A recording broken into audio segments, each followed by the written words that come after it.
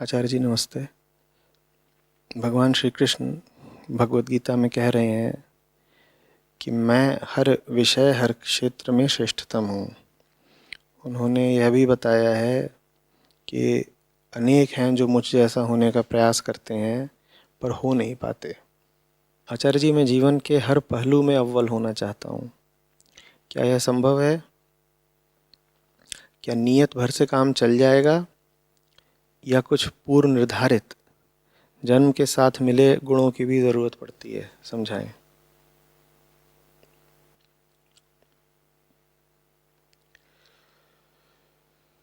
श्री कृष्ण क्यों कह रहे हैं कि वो हर विषय हर क्षेत्र में श्रेष्ठतम है? समझिएगा थोड़ा सा। 10वें अध्याय की बात कर रहे हैं प्रश्नकर्ता। पहले तो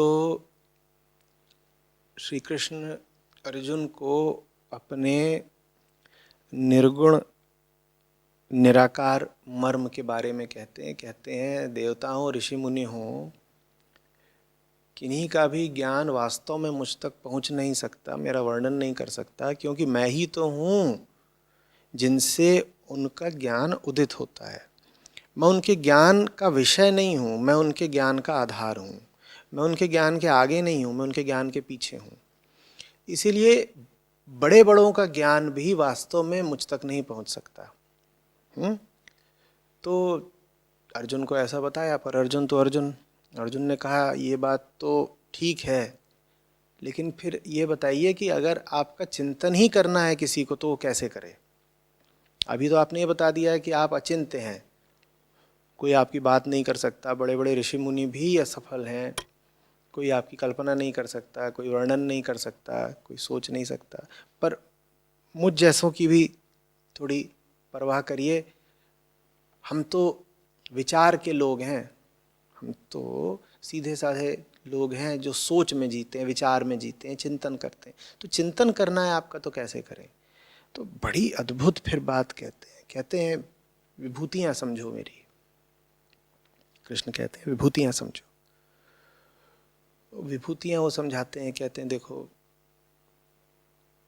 हाथियों में ऐरावत हूँ मैं, देवताओं में इंद्र हूँ मैं, शस्त्रधारियों में राम हूँ मैं, सांपों में वासुकी हूँ, नागों में शेषनाग हूँ मैं, रुद्रों में शिव हूँ मैं, नदियों में गंगा हूँ, पर्वतों में हिमालय हूँ, इत्यादि। क्या कह रहे हैं? वो कह रहे हैं कि या तो तुम सीधे मुझ तक पहुंच जाओ, इतनी अगर तुम में अपने मन को शांत कर देने की, अचल कर देने की काबिलियत हो तो। मन अचल हो गया तो उस अचलता का नाम ही कृष्णत्व है। या तो तुम ये कर लो। और अगर नहीं कर सकते, अगर दुनिया से ही बहुत लिप्त हो तुम, दुनिया में ही तुम्हारा मन डोलता रहता है, तो दुनिया में मुझे देखने का या दुनिया के माध्यम से मुझे याद कर लेने का तरीका बता रहा हूं। उस तरीके के पीछे जो सिद्धांत है वो समझिएगा। प्रकृति में किसी तरह की विशिष्टता नहीं होती, विविधता होती है, विशिष्टता नहीं होती। प्रकृति में किसी भी तरह की उत्कृष्टता नहीं होती।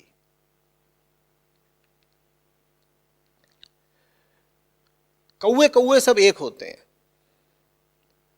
आपको कोई अनुपम अद्वितीय कौवा नहीं मिलेगा।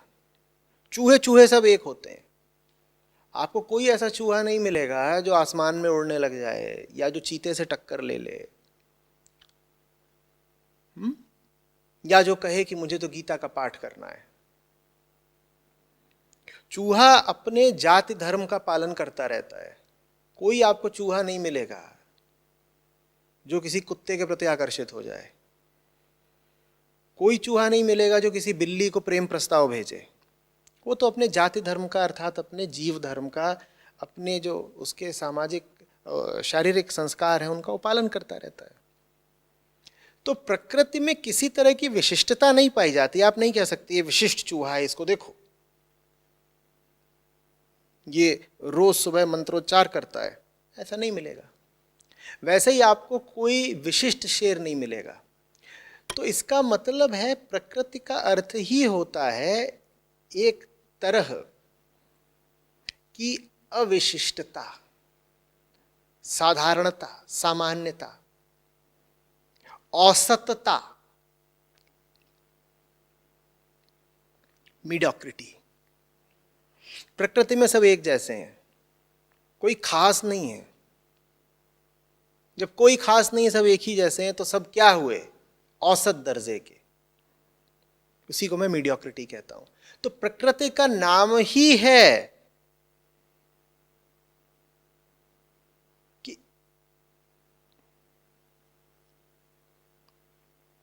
देखते नहीं हो, आप जाते हो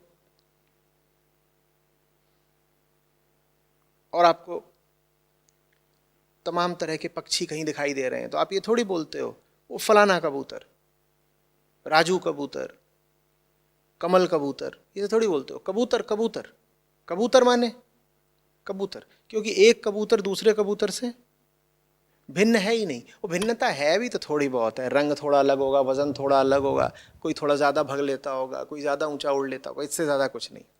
सब कबूतर हैं तो कबूतर ही। अब ऐसी हालत में जहां संसार में किसी किस्म की प्राकृतिक उत्कृष्टता संभव ही नहीं है, तब भी जादू हो जाता है, उत्कृष्टता दिखाई पड़ जाती है। और हर उत्कृष्टता एक इशारा है, एक संकेत है। आसमान की ओर संकेत है और प्रकृति के विरुद्ध विद्रोह है। जब सबको एक जैसा होना चाहिए था, तो कोई खास हो कैसे गया? जो खास हो गया उसको तुम मानो कि वही भगवान तो नहीं तो भगवत्ता का प्रतिनिधि जरूर है। समझ रहे हो बात को? सबको एक जैसा होना चाहिए था ना दुनिया में, सबको एक जैसा होना चाहिए था, क्योंकि प्रकृति अलग अलग तो बनाती ही नहीं। चूहा चूहा एक जैसा, कौआ कौआ एक जैसा, शेर शेर एक जैसा, सबको एक जैसा होना चाहिए था। कोई अलग कैसे हो गया? ये जो अलग हो जाना है, ये जो खास हो जाना, विशिष्ट हो जाना है, ये बड़ी अद्भुत बात है। श्री कृष्ण कह रहे हैं तुम इसी बात का इस्तेमाल कर लो। जो अलग दिखे तुम उसी को ईश्वरीय सत्ता का प्रतिनिधि मान लो। तुम कहो अलग तो कोई हो ही नहीं सकता, जब सब एक जैसे हैं ये अलग हुआ कैसे? जरूर कोई जादू घटा है, जरूर कोई जादू घटा है। तो वो कह रहे हैं जो सबसे अलग हो तुम उसी को कृष्ण मान लो, जो सबसे अलग हो उसी को कृष्ण मान लो। और तरीका क्या है? तो पर्वतों में जो सबसे ऊंचा पर्वत है वो पूजनीय हो गया। शस्त्रधारियों में जो सबसे बलवान और विजेता शस्त्रधारी हैं वो अलग हो गए। बाकी सब एक तरफ, जो सबसे अलग है वो बिल्कुल दूसरे तल का मानो अब, क्योंकि उसको भी बाकियों के जैसा ही होना चाहिए था ना। वो बाकियों के जैसा नहीं है, इसका मतलब उसमें कुछ तो है जो प्रकृति से बिल्कुल अलग है। इसीलिए फिर भारत में जो उत्कृष्टताएं हैं उनकी पूजा की गई। अब देखो, पशु होते हैं सारे, बात समझना, पशु होते हैं सारे, सब पशु किसी न किसी तल पर आक्रामक व्यवहार दिखाते हैं। गाय ऐसा पशु है जो न्यूनतम आक्रामक व्यवहार दिखाती है। सब पशुओं में देखा जाए तो एक बेचैनी रहती है, गाय में वो बेचैनी बहुत कम पाई जाती है। गाय बड़ी आसानी से विश्वास भी कर लेती है। तो ये पाया गया कि पशु सब पशु हैं, गाय में कुछ ऐसा है जो पशुओं से भिन्न है थोड़ा। ये नहीं कहा जा रहा कि गाय पशु नहीं है, पर गाय में एक उत्कृष्टता पाई गई। जब गाय में एक उत्कृष्टता पाई गई तो गाय को एक प्रतीक की तरह दैवीय सत्ता के प्रतिनिधि के रूप में स्वीकार कर लिया गया, उसे गौ माता कह दिया गया। ऐसा नहीं है कि जो गौ माता कह रहे थे वो नहीं जानते थे कि है तो पशु ही, है तो पशु ही, पर जरा खास पशु है, पशुओं से अलग पशु है। ऐसा पशु तुम नहीं पाओगे जिसका वजन तुमसे 3 गुना 4 गुना 10 गुना हो।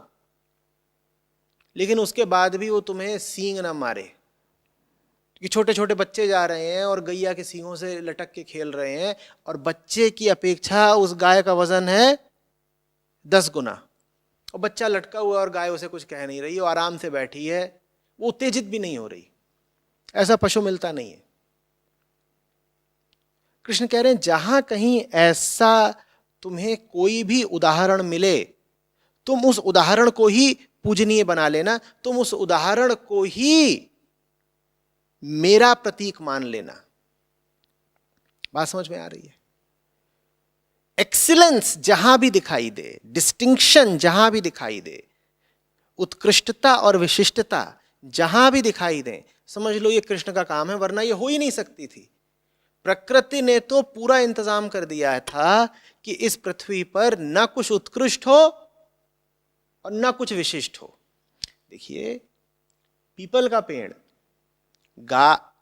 घास के तिनके की अपेक्षा बहुत बड़ा होता है।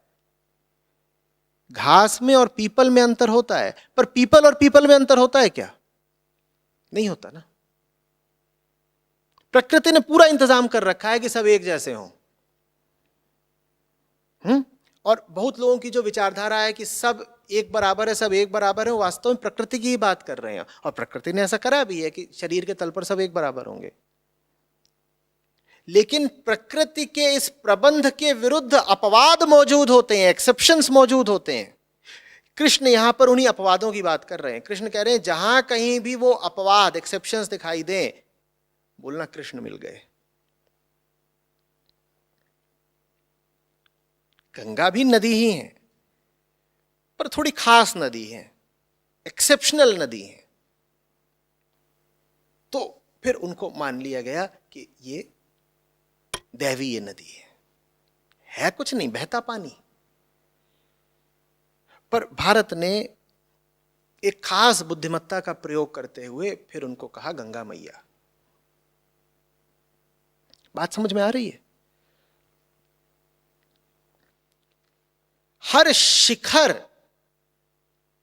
प्रकृति के विरुद्ध एक अपवाद होता है, प्रकृति के खिलाफ एक चुनौती होता है। शिखर आ कहां से गया? प्रकृति को तो शिखर पसंद ही नहीं है, वो तो ये चाहती है सब एक जैसे रहें। और देखो ना, प्रकृति के इंतजाम में सब एक जैसे हैं कि नहीं? जो तुम्हारे साथ होता है वो उसके साथ होता है, शारीरिक तल पर। मानसिक तल पर भी जो तुम्हारी वृत्तियां होती हैं उसकी वृत्तियां होती हैं। लेकिन बीच बीच में अजूबा हो जाता है, कुछ ऐसा हो जाता है जो होना नहीं चाहिए था, जैसे प्रकृति के खेल में बाधा पड़ गई हो, जैसे कुछ अलग, कुछ अजीब हो गया हो। कृष्ण कह रहे हैं जहां कहीं भी तुम वैसे अपवाद देखो, उन अपवादों का इस्तेमाल कर लेना, मुझे याद कर लेना।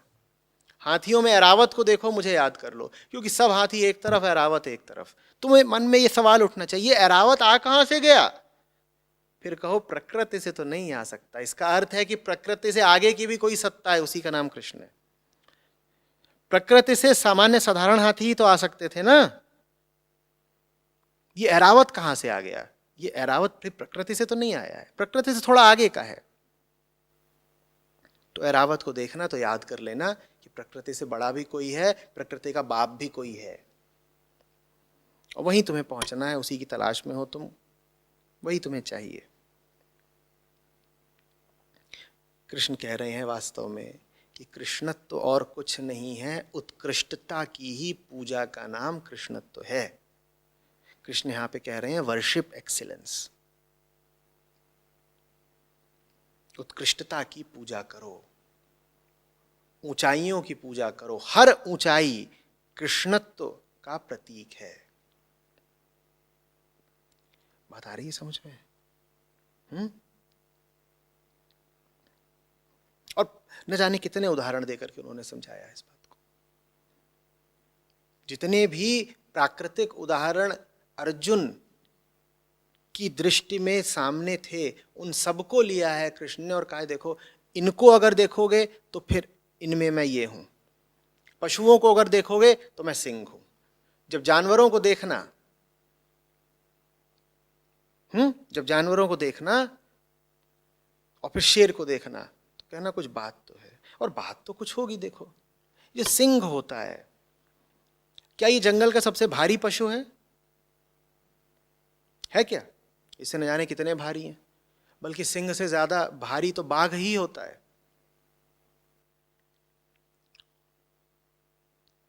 क्या सिंह सबसे द्रुतगामी पशु होता है, सबसे तेज दौड़ता है? नहीं, सिंह से ज्यादा तेज तो चीता दौड़ता है।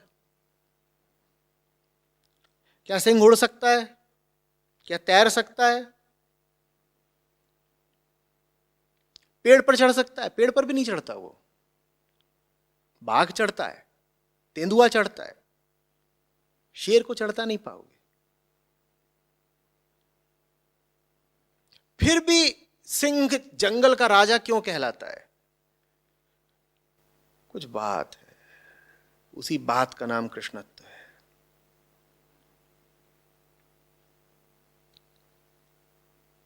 उसकी आंखों में कुछ है, उसके नजरिए में कुछ है। न वो सबसे तेज दौड़ पाता है, न वो सबसे शक्तिशाली है, लेकिन जीतता वही है, राजा वही है। कुछ बात है।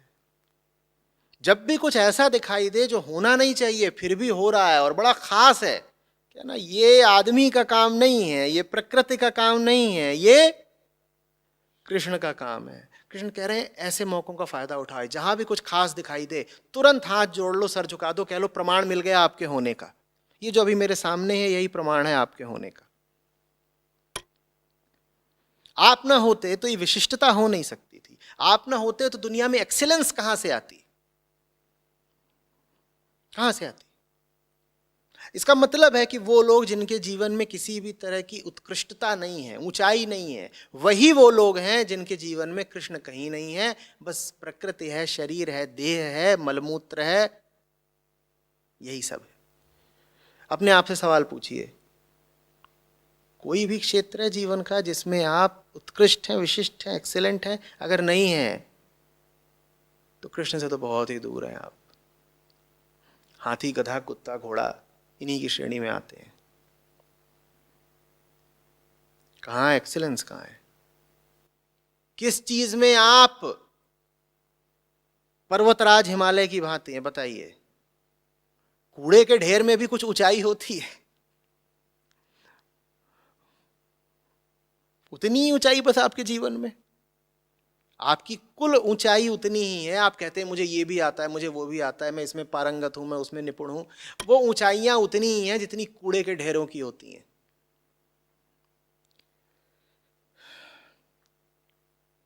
हिमालय जितनी ऊंचाई जीवन के किसी भी क्षेत्र में है क्या आपके पास? और अगर नहीं है तो कूड़े से बेहतर जीवन कैसा है आपका? और उस पर भी शर्मनाक बात यह कि हम में से ज्यादातर लोग उस कूड़े की रक्षा करना चाहते हैं। जब मौका मिलता है उस कूड़े से ऊपर उठने का, ऊंचाइयां पाने का, तो हम चिहुक हो जाते हैं, पीछे हट जाते हैं, हमारा पेट खराब हो जाता है।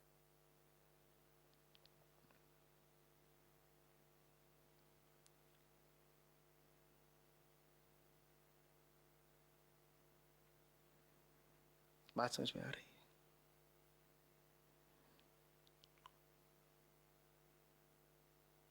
किताबें पढ़ने से और बार बार बोलने से कि मैं तो साहब कृष्ण भक्त हूँ या आध्यात्मिक आदमी हूँ, आप दो कौड़ी के आध्यात्मिक नहीं हो गए। अध्यात्म अगर है आपके जीवन में तो विशिष्टता दिखाई देगी। विशिष्ट कहाँ हैं आप? कबीर साहब विशिष्ट हुए, नानक साहब विशिष्ट हुए, तो उनका साहित्य आज तक पढ़ा जा रहा है, जबरदस्त साहित्यकार हो गए। अगर वो भक्त थे तो उनकी भक्ति का प्रदर्शन उनके साहित्य की गुणवत्ता में होता है कि नहीं? उनका साहित्य आज तक पढ़ा जा रहा है। आप भी कहते हो आप बड़े भक्त हो, आपका साहित्य दो कौड़ी का है। आप लिखो कुछ, चार लोग उसे नहीं पढ़ने को राजी हो जाएंगे।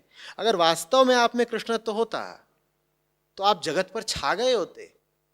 जगत में आपकी कोई हैसियत नहीं, कोई काम आपको करना नहीं आता और आप बोलते हो मैं आध्यात्मिक आदमी हूं। झूठे, खुद को ही धोखा देते हो। एक काम नहीं है जो बलपूर्वक कर सको, एक काम नहीं है जिसमें तुम जंगल में शेर जैसे हो सको, एक काम नहीं है जिसमें तुम हाथियों में और ऐरावत जैसे और घोड़ों में उच्चैश्रवा जैसे हो सको। लेकिन दावा यही है कि हम तो आध्यात्मिक हैं, बैठ करके आध्यात्मिक किताबें पढ़ रहे हैं, करना कुछ नहीं आता।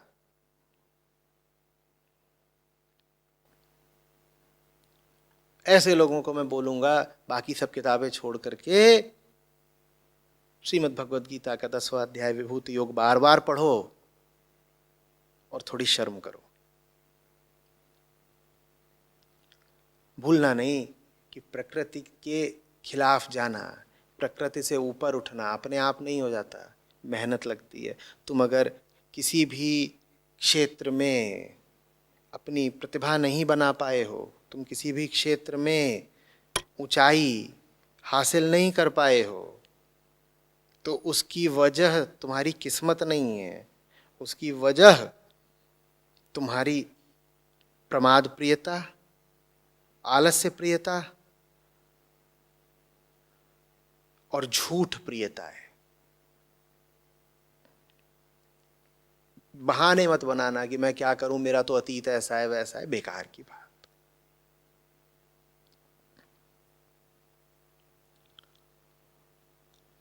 जिसको चाहिए हो उसको ऊंचाई मिल जाती है, तुम्हें नहीं मिली है, तुम्हें चाहिए नहीं थी।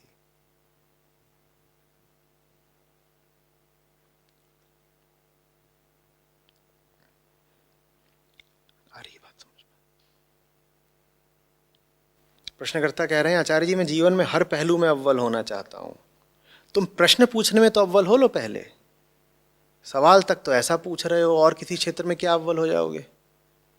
किसी एक क्षेत्र में अव्वल हो नहीं, और अरमान है हर क्षेत्र में बुलंदी हासिल करने के। कैसे भाई? किसी एक क्षेत्र में अव्वल हो जाओ, यही बहुत बड़ी बात है। किसी भी एक क्षेत्र में। और जो लोग अव्वल हैं सर्वप्रथम उनका सम्मान करना सीखो। कोई भी किसी भी क्षेत्र में यूं ही अव्वल नहीं हो जाता।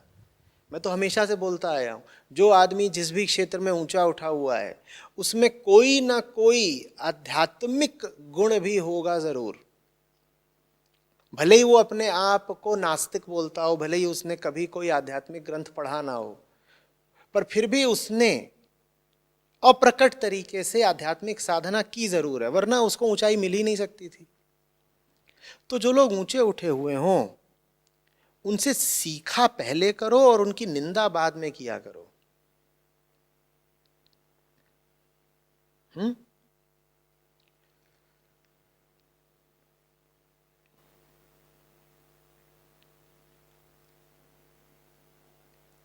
कोई बोले कि फलाना टेनिस खिलाड़ी है, अब वो किसी काम का नहीं रहा। कहीं क्यों भाई, काम का क्यों नहीं रहा? बोले उसकी जो अब वर्ल्ड रैंकिंग है, एटीपी रैंकिंग है, 74 की हो गई है। टॉप 10 क्या, वो टॉप 50 में भी अब नहीं है। दुनिया के शीर्ष 50 खिलाड़ियों में भी अब नहीं है।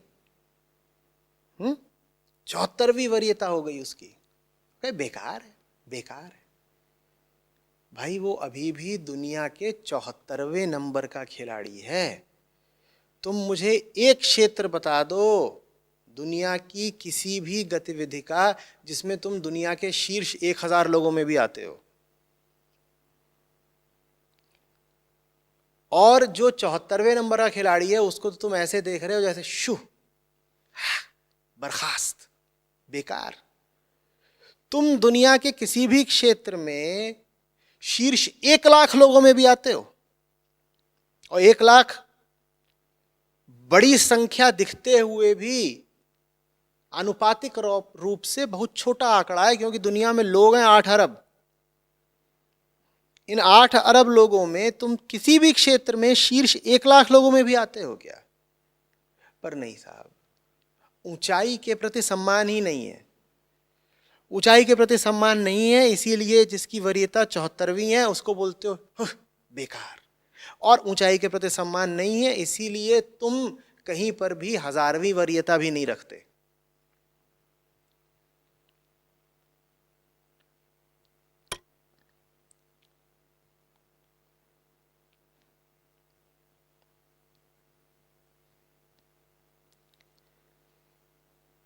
अध्यात्म हो, ज्ञान शाखा हो, प्रेम शाखा हो, ये सब व्यक्तिगत जीवन में प्रकट होते हैं क्या बनकर? उत्कृष्टता बनकर। किसी न किसी क्षेत्र में उत्कृष्टता होगी उसमें जरूर। हो नहीं सकता कि आध्यात्मिक आदमी हो और हर क्षेत्र में फिसड्डी हो नहीं सकता। कबीर साहब का साहित्य संसार देखो, दोहों में उन्होंने जैसी शब्द संरचना करी है, शब्द विन्यास करा है, उसको देखो, वो आम आदमी के बूते की बात है। संत तो संत हैं, वो कवि कितनी ऊंची कोटि के हैं ये देखो ना। इतना ऊंचा साहित्य, मैं सिर्फ साहित्य की बात कर रहा हूं, अभी भक्ति की नहीं। इतनी ऊंची कोटि का साहित्य वो कैसे रच लिया उन्होंने? क्योंकि वो भक्त थे, भक्ति थी, इसीलिए साहित्य में उत्कृष्टता आई।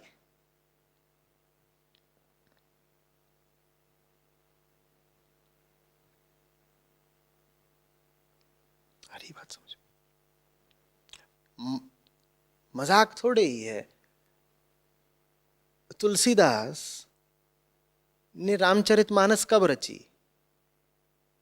जब उनके बोध चक्षु खुल गए। उससे पहले उन्होंने रच ली थी क्या? उससे पहले कुछ नहीं था। पर आंखें खुली नहीं कि फिर मानस जैसा कालातीत ग्रंथ उन्होंने तैयार कर दिया।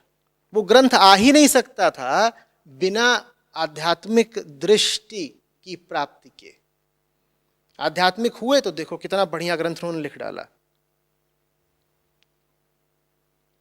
ऐसा ग्रंथ, ऐसी ऊंचाई का ग्रंथ आध्यात्मिक आदमी ही लिख सकता है। और क्षेत्रों को भी देख लो, ये कोई संयोग ही नहीं है कि तुम दुनिया की साधारण आबादी में जो लोग वीगन हो रहे हैं उनका अनुपात ले लो, और दुनिया में जो लोग सेलिब्रिटीज कहे जाते हैं उनमें जो लोग वीगन हो रहे हैं उनका अनुपात ले लो। समझे बात को क्या बोल रहा हूं? मान लो दुनिया में 8 अरब लोग हैं, ठीक है? 8 अरब में से बस तुम जो मान लो 1000-2000 ऐसे लोग हैं जिन्हें सेलिब्रिटी कहा जा सकता है, उनको अलग करो और फिर देखो कि इनमें कितना अनुपात है, कितना प्रतिशत है, कितना प्रपोर्शन है वीगन्स का, उनमें देखो। और जो दुनिया की शेष आबादी है 99.99%, उनमें देखो कि कितना अनुपात है वीगन का। तुम पाओगे कि जो सेलिब्रिटीज़ हैं उनमें वीगनिज्म शेष जनता की अपेक्षा शायद 10 गुना 20 गुना ज़्यादा प्रचलित है। ऊंचा आदमी ही ऊंचे काम करेगा। हर किसी के बस का नहीं होता। और मैं कह रहा हूं वीगनिज्म से ज़्यादा आध्यात्मिक काम आज दूसरा है नहीं। और मैं जिन सेलिब्रिटीज़ की बात कर रहा हूं 2000, इसमें से 400-500 या 1000 तो ऐसे होंगे जो ऐसे क्षेत्रों में हैं जिसमें सीधे सीधे शरीर की ज़रूरत पड़ती है। उदाहरण के लिए खेल या फिल्में। जो आदमी फिल्मों में है उसको शरीर का बहुत ख्याल रखना है। जो आदमी खेल में है वो तो शरीर से ही खेल रहा है, लेकिन वो फिर भी वीगन हो रहे हैं। बात समझ में आ रही है? चाहे जोकोविक हो, चाहे विराट कोहली हो, और वो अपने अपने क्षेत्र के नंबर 1 हैं। वो अपने क्षेत्र के नंबर 1 हैं और वो वीगन है। इन दोनों बातों में बहुत ताल्लुक है। जो नंबर 1 है वही वीगन हो सकता है। फिसड्डियों के बस की नहीं है। ये उत्कृष्टता के काम हैं। ये सब उत्कृष्टता के काम एक साथ चलेंगे। उत्कृष्ट आदमी के साथ ही तो होंगे उत्कृष्टता के 2 काम। नंबर 1 होना अपने क्षेत्र में उत्कृष्टता का काम है, वीगन होना आज के समय में उत्कृष्टता का काम है। ये साथ साथ चलेगा। और जितने फिसड्डी लोग हैं ये चिकन लेग पीस।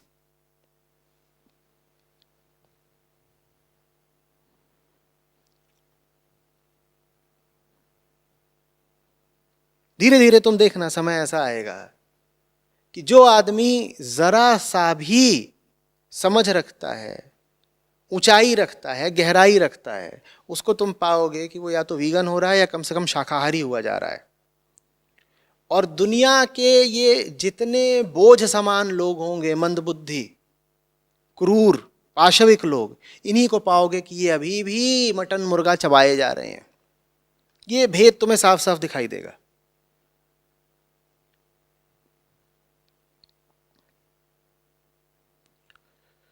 समझ में आ रही है बात?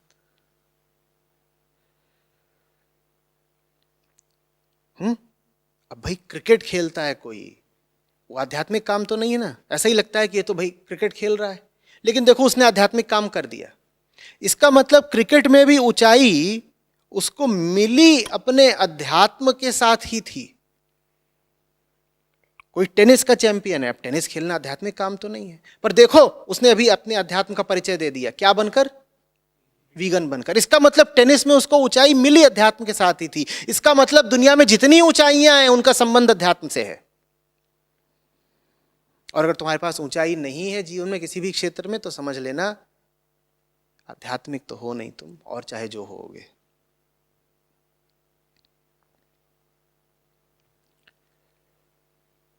फिसड्डी, लल्लू, लोलू, ऐसे लोगों के लिए न गीता है न विंबलडन है। यही दशा दुनिया के ज्यादातर लोगों की है। उनको टेनिस कोर्ट पे खड़ा कर दो, उन्हें टेनिस खेलना नहीं आता। उनके हाथ में गीता दे दो, उन्हें गीता नहीं समझ में आती। उन्हें समझ में क्या आता है? किसी तरह खाने को मिल जाए, बढ़िया पेट भर के खा लें, छोटा मोटा कमा लें, शादी कर लें, बच्चे पैदा कर लें, तोंद बढ़ा के सोएं। ये उनकी जिंदगी होती है। कहाँ इस जिंदगी में एक्सेलेंस के लिए कोई स्थान है? किसी एक पहलू में अव्वल हो जाओ। हर क्षेत्र में अव्वल होना बेटा बहुत दूर की बात है।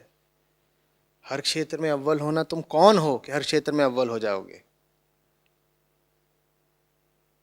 किसी एक क्षेत्र में ही अव्वल हो जाओ। और अव्वल में भी मैं ये नहीं कह रहा हूं नंबर 1 हो जाओ, मैं कह रहा हूं तुम दुनिया के शीर्ष 1000 लोगों में भी आ जाओ किसी क्षेत्र में, तो भी समझ लेना कि तुमने अपने अध्यात्म का परिचय दे दिया।